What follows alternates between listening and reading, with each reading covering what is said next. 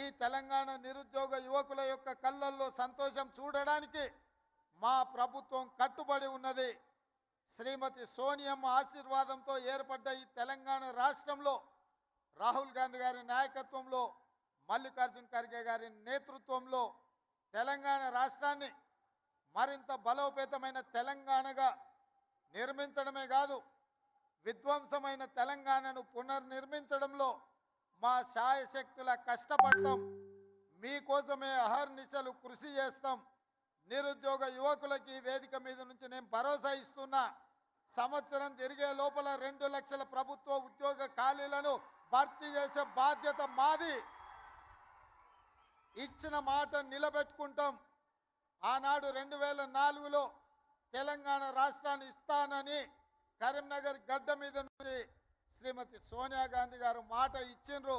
ఇచ్చిన మాట నిలబెట్టుకొని 2014లో తెలంగాణ రాష్ట్రాన్ని ఏర్పాటు చేయడం జరిగింది.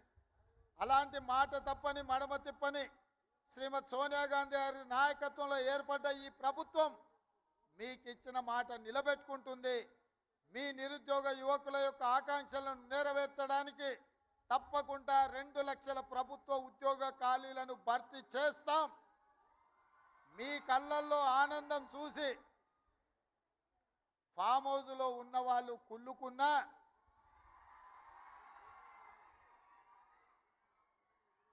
వాళ్ళ కడుపులో దుఃఖం పొంగి పొర్లినా, వాళ్ళ శాపనార్థాలు ఎన్ని పెట్టినా ఒక్క మాట చెప్పదలుచుకున్నా, పిల్లి శాపనార్థాలకు ఉట్టి తెగిపడదు హరీష్ రావు గారు. పొట్టోని పొడుగోడు కొడితే పొడుగోని పోచమ్మ కొట్టిందంట.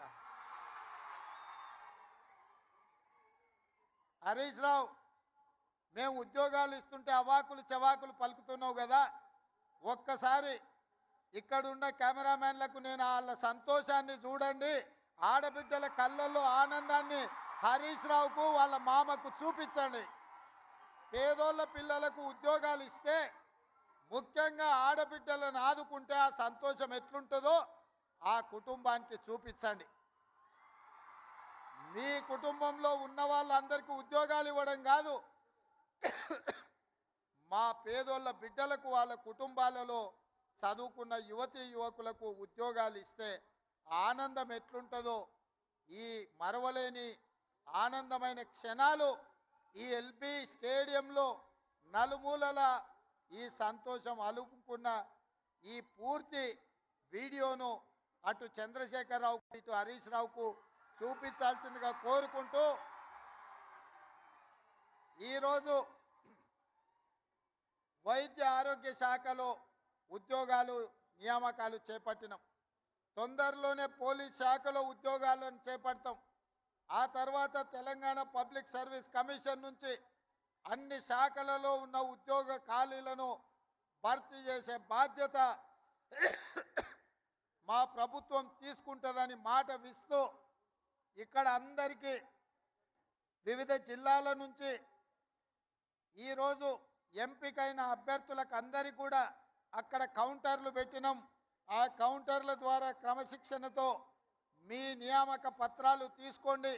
కొంతమందిని వేదిక మీద సింబాలిక్గా ఇచ్చినా మీరు మీ కుటుంబ సభ్యులు మీ నియామక పత్రాలు తీసుకొని వెళ్ళి, ఈరోజు స్టాఫ్ నర్సులు అంటే కుటుంబ సభ్యులు,